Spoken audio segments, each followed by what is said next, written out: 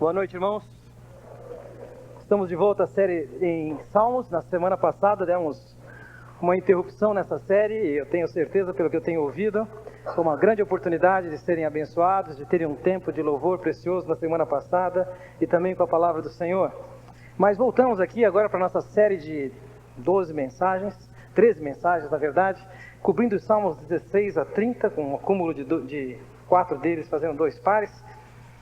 Voltamos agora à nossa 8ª mensagem, então vou chamar a sua atenção nessa noite para o Salmo de número 24. Nós já vimos anteriormente que os Salmos sempre estiveram relacionados com circunstâncias reais. O poeta, ele está escrevendo e está expressando algo em função, normalmente, de alguma coisa que ele viveu. Vimos que no Salmo de número 22, isso foi uma exceção. Na verdade, ele narra alguma coisa que ele não viveu. O tema do Salmo 22 é a experiência de uma pena de morte, que chegou até o fim. Ou seja, o autor não passou por isso, senão ele não poderia ter escrito. Mas ele estava profetizando uma pena de morte que o Messias, o Cristo, viria a passar. No Salmo de número 23, ele reproduz a sua experiência, justamente projetando o fato de que ele foi pastor de ovelhas e agora ele se vê como ovelha e Deus como o seu pastor. O Salmo de número 24 também não narra, não conta qual foi a sua experiência. Mas embora ele não conte qual foi a sua experiência,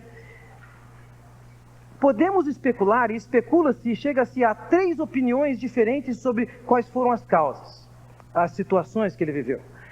A primeira delas é que ele estaria escrevendo o Salmo por causa de alguma vitória que ele obteve, e agora ele está retornando para a cidade de Jerusalém, e nessa festividade, e nesse tempo de louvor e adoração, eles estão lendo e estão participando dessa cerimônia com a leitura do Salmo. A segunda possibilidade que nós encontramos aqui é um momento histórico na vida de Davi, um momento esse em que ele introduziu em Jerusalém, trouxe para Jerusalém a Arca da Aliança. Algumas pessoas dizem que quando ele trouxe a Arca da Aliança para Jerusalém, isso simplesmente foi o momento áureo da sua vida pessoal, e alguns chegam a dizer que foi o momento áureo de todo o Antigo Testamento. Quando ele traz para Jerusalém e coloca numa tenda a Arca da Aliança. A arca essa que tinha os registros do compromisso de Deus, tinha as cópias da lei de Deus, tinha a vara de Arão, tinha uma porção do maná que o povo tinha comido no deserto.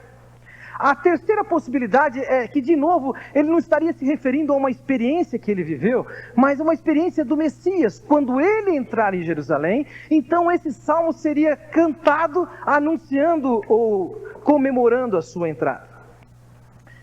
Essas 3 ideias que são fruto de especulação, elas facilmente se conciliam com o Antigo Testamento, com o Salmo 24. Entretanto, eu tenho uma preferência, e ao longo do Salmo, creio que você pode perceber, que esse Salmo está se referindo, na verdade, a um retorno de uma batalha, em que o povo foi vitorioso, e agora ele está expressando a sua apreciação.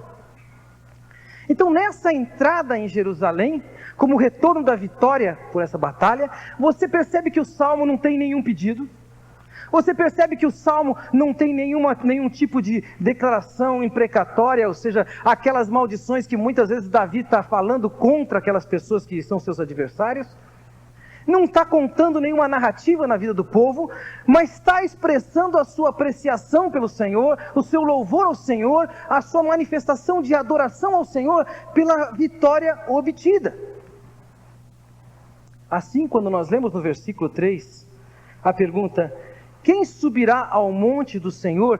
Quem há de permanecer no seu santo lugar? Com essas 2 perguntas, basicamente, ele acaba estabelecendo qual é o norte desse salmo. E a sua proposta é de efetivamente responder essas 2 perguntas. O monte, quem subirá ao monte do Senhor? Quem há de permanecer no seu santo lugar? O monte do Senhor a que ele se refere aqui é o Monte Sião, aqui está o Monte de Zion, aqui tem uma figura dele, uma imagem dele em Jerusalém, esse primeiro monte aqui à esquerda, então em frente à esquerda é o Monte Sião, na descida dele do outro lado começa o vale dos filhos de Inom, Guienon, e atrás você encontra então o Monte das Oliveiras. Por que ele estaria se referindo a esse monte? Porque esse monte, ou para esse monte, foi onde ele trouxe a Arca da Aliança, e aquele lugar ficou com a reputação de um lugar do povo estar expressando seu louvor e adoração, além de ser um lugar em que se espera que o Cristo, o Messias, na sua segunda vinda, venha a pisar, e as profecias falam sobre isso. Assim, quando ele fala do Monte Santo e do lugar santo, ele está se referindo a esse local onde o povo iria se reunir para prestar adoração, culto a Deus. O que corresponde a isso hoje? Por vezes eu escuto e confesso para você que o meu interior se remove, se contorce quando eu escuto que alguém falar que nós estamos aqui na casa de Deus. Isso aqui não é a casa de Deus. Isso aqui é um edifício, é uma construção, é um prédio que foi feito para nos reunirmos.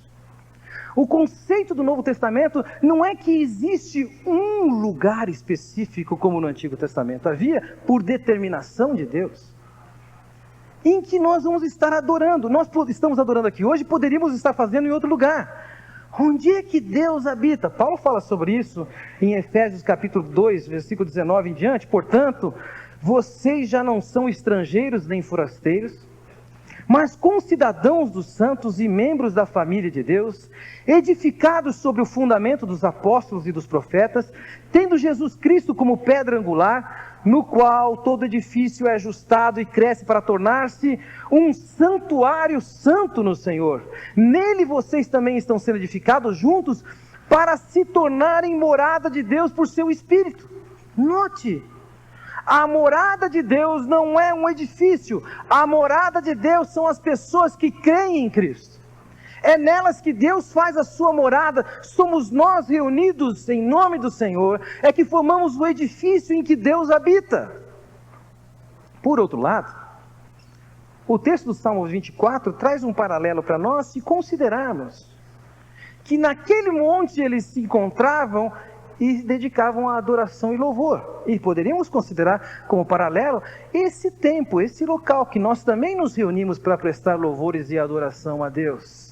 Assim, eu creio que essa é a pergunta quando ele vai estar subindo, está perguntando: quem é que vai subir ao teu monte santo e quem é que vai permanecer ali? Basicamente a pergunta é: quem é que tem acesso à tua presença? E tem mais: e entre os que acessam a presença de Deus, quem é que vai poder ficar ali? Quem é que Deus vai permitir que continue na sua presença? Assim eu diria que o grande tema do Salmo é sobre o louvor e adoração e o viver na presença de Deus. E é importante a gente saber, apesar de você ter podido até ter se alegrado com o tempo de cânticos que tivemos nessa noite aqui, por mais que você tenha gostado, isso não significa necessariamente que Deus esteja gostando. Por mais, eu posso ver claramente e aprecio o fato de haver exposto a dedicação das pessoas que estão preparando esse tempo de louvor e adoração para nós, e as Escrituras nos orientam a fazê-lo com habilidade, com perfeição, isso não significa que vai estar chegando e sendo recebido por Deus. Assim, a grande pergunta que o salmista está fazendo é: quem efetivamente vai chegar na presença de Deus numa adoração genuína? Quem efetivamente vai permanecer na presença de Deus?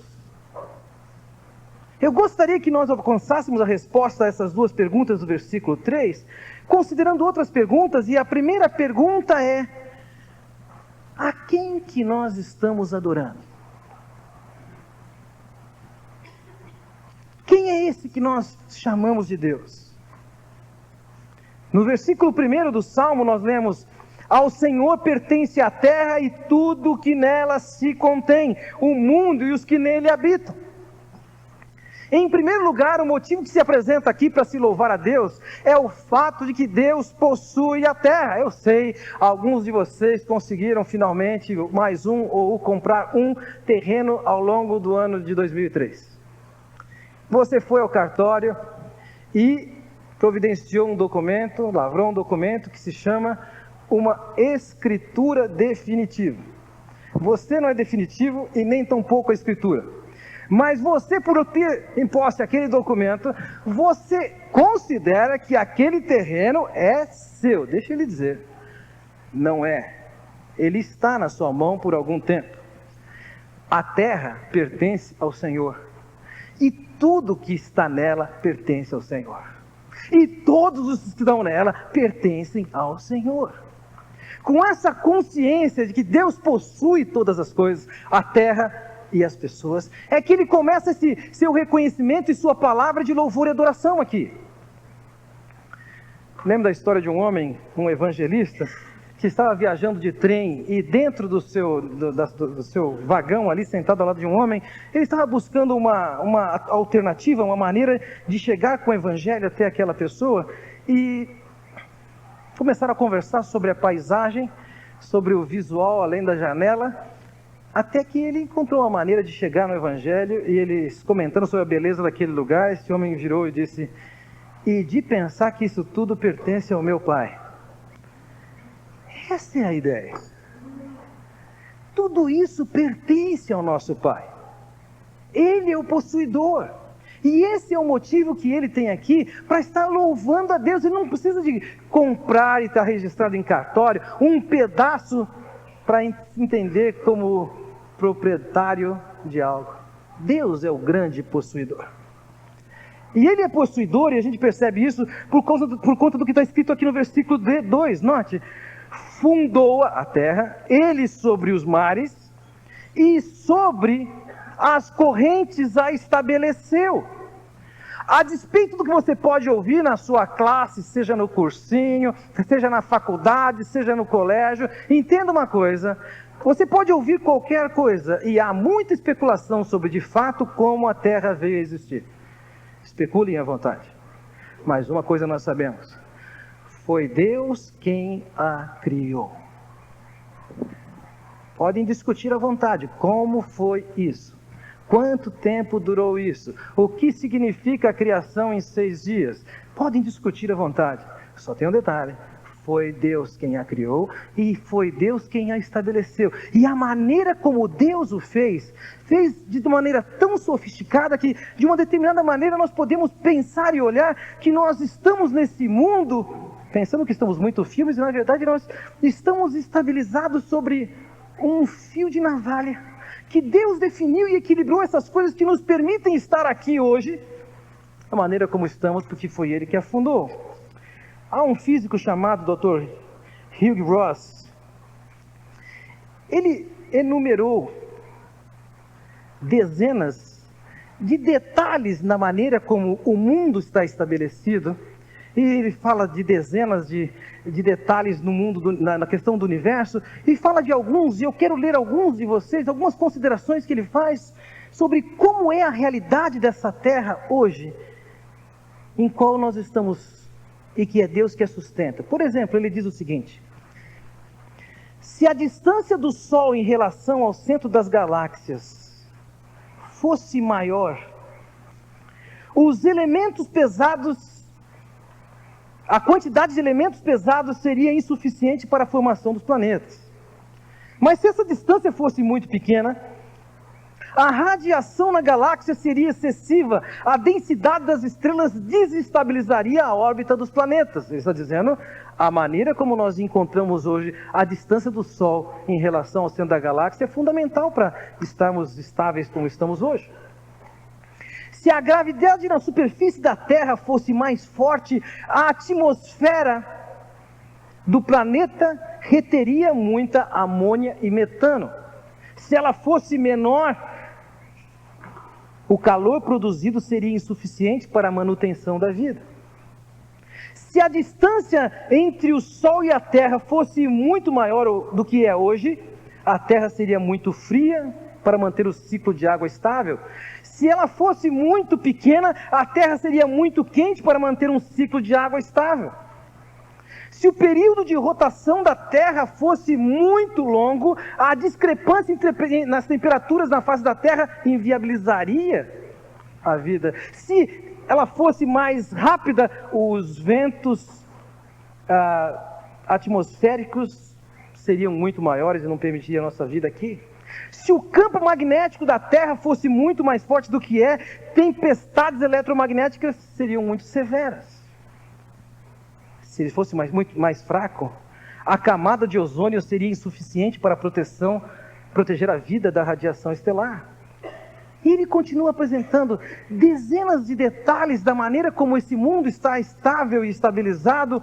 Está dizendo, isso tem muito mais do que simples coincidências. São coincidências em cima de coincidências, que são frutos do trabalho de um Deus Criador que fundou a Terra e a mantém, e a sustenta, e a estabelece. Mas além de perceber Deus como aquele que possui a terra e aquele que cria a terra, no versículo 7 e 9, ele usa 5 vezes a expressão Rei da Glória. Levanta, ó portas, as vossas cabeças, levantai-vos, ó portais eternos, para que entre o Rei da Glória. 5 vezes nesse salmo ele vai empregar essa expressão, o Rei da Glória. E quando ele está falando do Rei da Glória, ele tem um aspecto do Rei da Glória que está bem claro na sua mente, que está apresentado no versículo 8. E é o que me faz pensar que o assunto aqui era a vitória de uma batalha. Quem é o Rei da Glória? E ele diz, é o Senhor forte e poderoso. Ou em algumas traduções, forte e valente. Isso aqui significa, ele é um homem de guerra. Davi está reconhecendo que Deus esteve envolvido na batalha em que ele estava. E ele reconhece então o seu Deus como um batalhador, como um homem de guerra, um valente de guerra. Ele é o poderoso nas batalhas. Ou seja, ele é alguém que se destaca na batalha. Também é dito que ele é o Senhor dos exércitos. Assim, aquele que sustenta o mundo, aquele que criou o mundo, também é aquele que está envolvido numa guerra, e ele é apresentado aqui com a dignidade de um guerreiro, de um valente, que é vitorioso na sua guerra, como um comandante que comanda essas tropas. Isso é muito diferente daquilo que normalmente nós vemos, e me indigna também, quando encontramos uma figura que apresenta Cristo crucificado com um aspecto frágil e normalmente afeminado. A figura que o salmista traz aqui é a figura de um Deus valente, guerreiro, um comandante cheio de dignidade. É verdade que nós encontramos nas Escrituras uma série de expressões distintas para Deus e também, por vezes, destacado pelo profeta, um aspecto feminino de Deus. Se por um lado aqui apresenta Deus como um guerreiro, o profeta diz que Deus é como a ama. Se por um lado as Escrituras dizem que Jesus é o leão de Judá, também diz que ele é o Cordeiro de Deus. Se por um lado diz que ele é o justo juiz que vai julgar a terra, ele também é aquele que se permite ser uma vítima de uma cruz.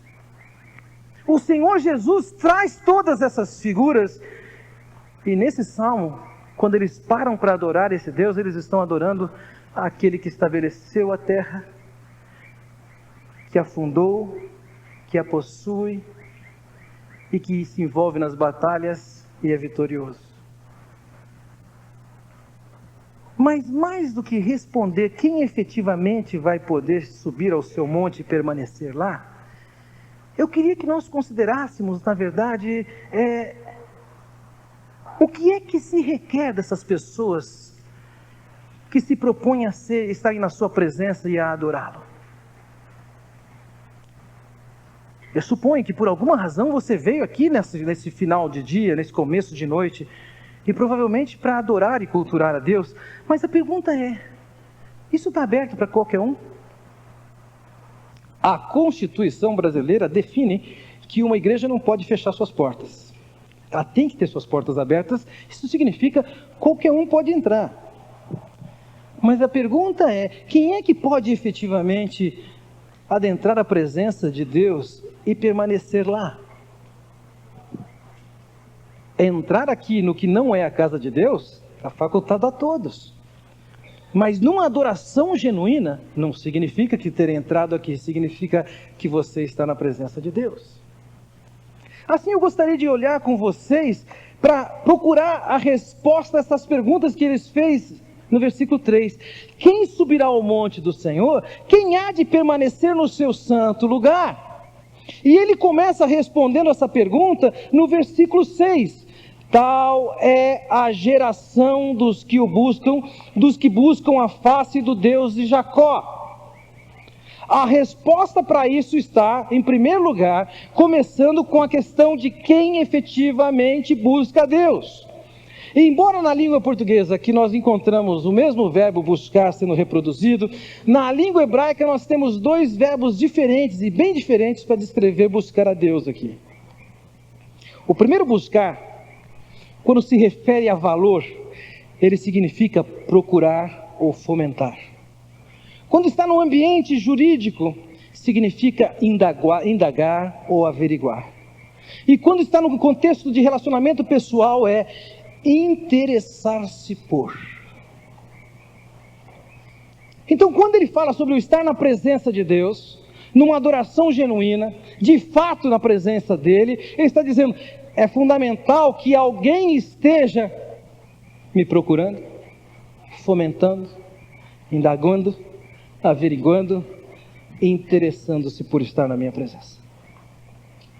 O segundo verbo traduzido aqui, ele tem uma ideia mais prática e está bem relacionada com a ação, e buscar aqui significa perseguir.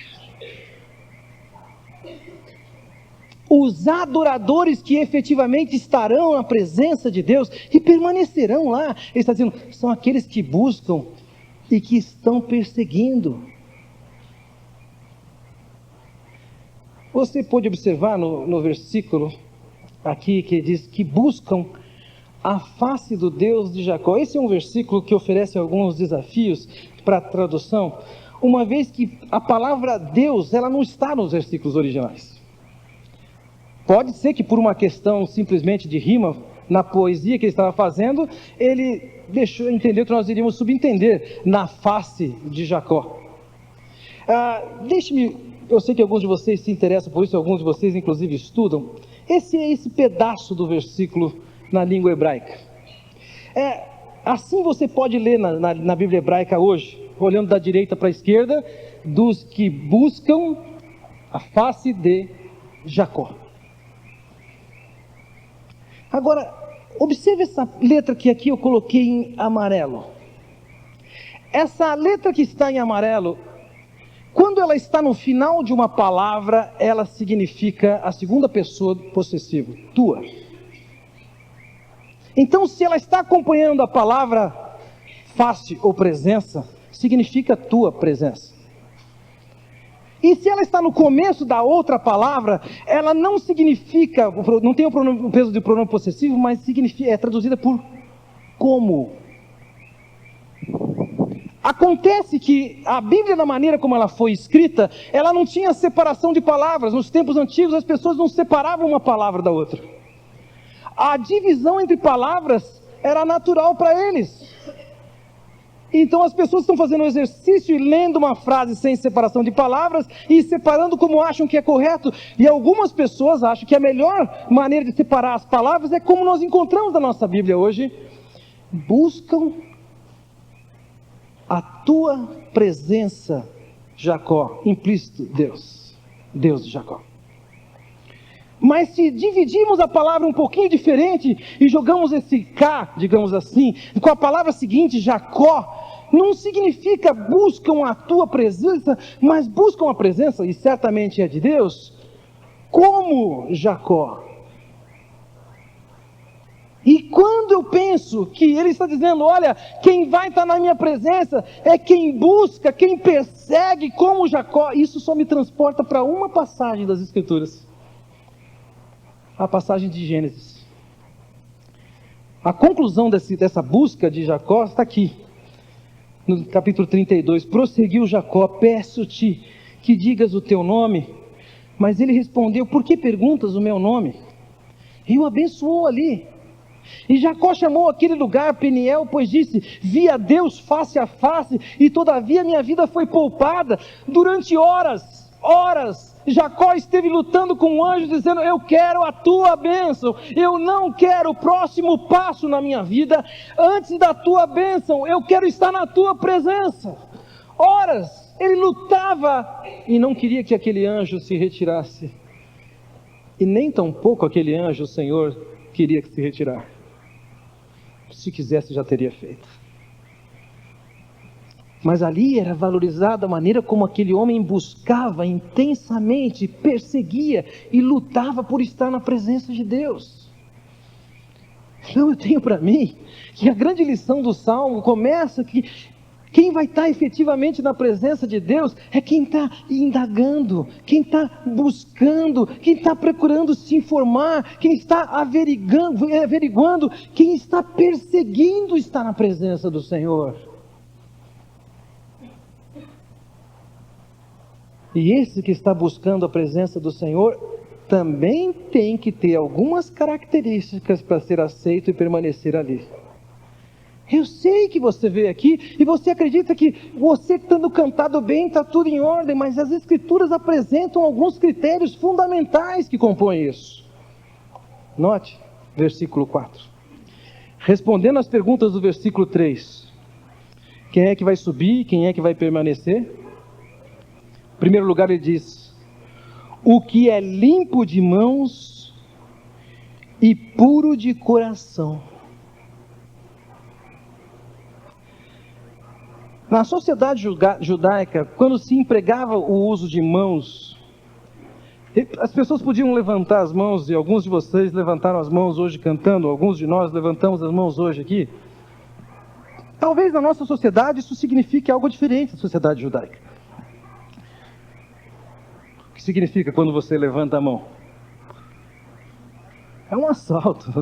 Pode ver bem, não vou fazer nada contra você. Ou você pode empregar essa ideia, se você quer dizer: olha, Senhor, estou me rendendo, fala o que o Senhor quiser a partir de agora. Mas não era isso que significava na sociedade judaica. Levantar as mãos era dizer para Deus: o Senhor pode ver, ó, não tem nenhuma mancha de sangue, eu não tenho culpa, está limpo. Assim, quando o salmista está dizendo: quem vai estar na tua presença é alguém que está limpo de mãos, a ideia é o seguinte: é quem não está trazendo culpas. Mas não é somente culpa na aparência da mão, não. Ele acrescenta aqui: mas é também aquele que tem o coração limpo, o coração puro. Ele não está fazendo uma proposta aqui de hipocrisia, em que nas suas mãos parece que você é muito bonzinho, mas lá no seu coração está tudo podre e estragado. A defesa do salmista não é que o adorador é aquele que consegue ser um bom hipócrita. Ele engana todo mundo. E talvez você pense: não, eu gosto daquele tempo que eu vou lá, o pessoal canta direitinho, escolhe umas músicas interessantes, tem um som agradável, eu gosto de estar lá. A minha vida pessoal não tem nada a ver com isso. Não tem? O que você está fazendo com a sua vida e o que você tem alimentado no seu coração vai pesar na hora que você supostamente está chegando na presença de Deus.